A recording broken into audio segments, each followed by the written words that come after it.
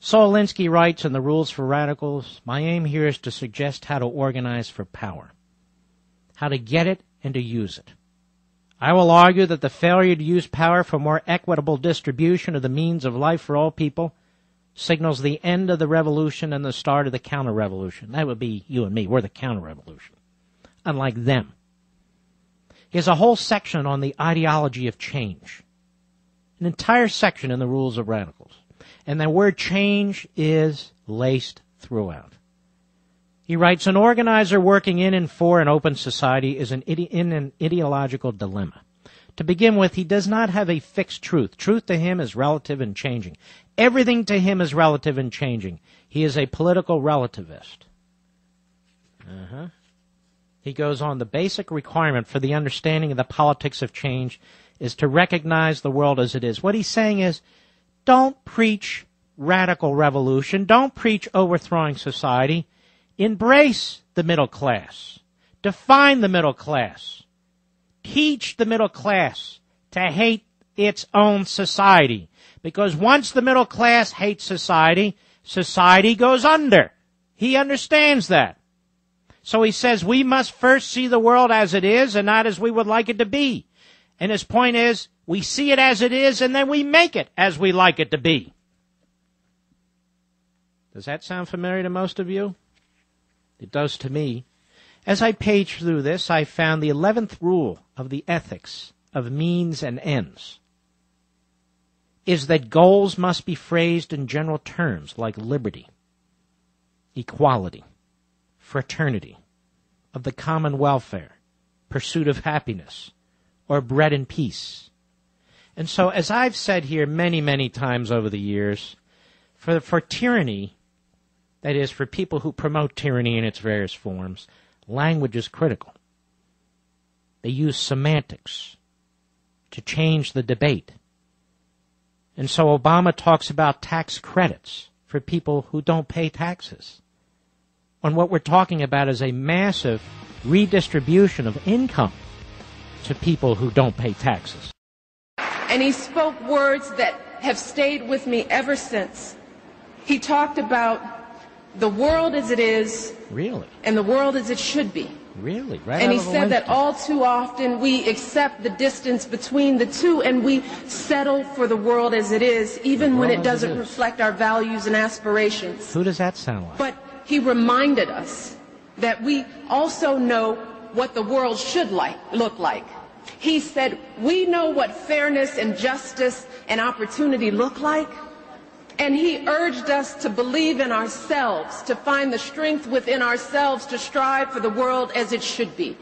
And isn't that the great American story?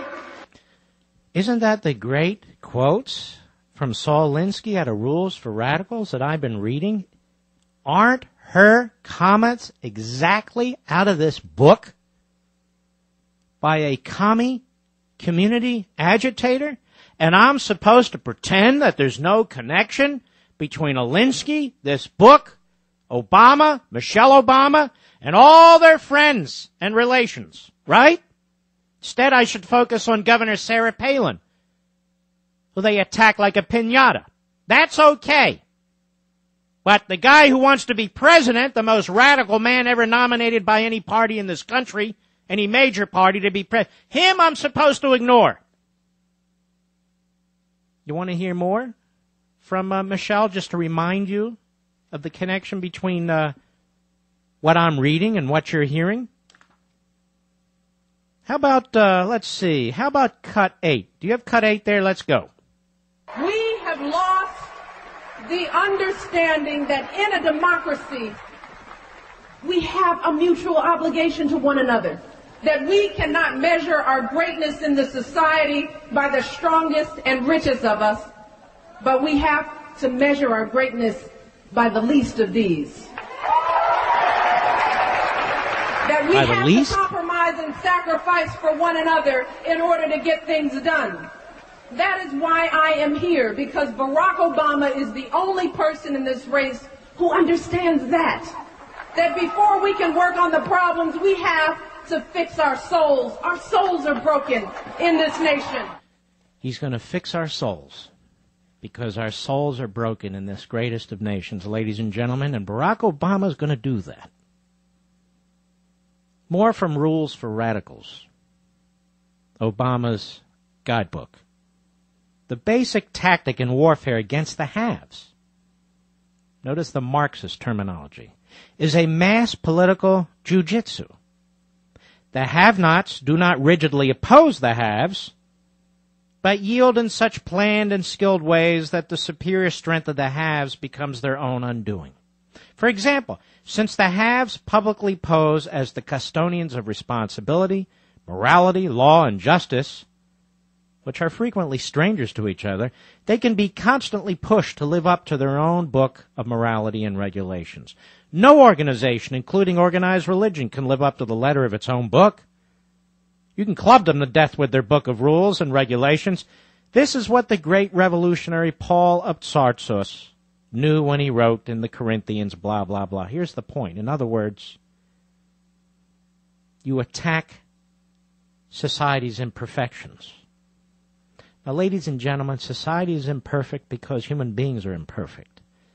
What Alinsky is preaching here is to seize on that as applies to the targets of the community organizer and use that to hammer him.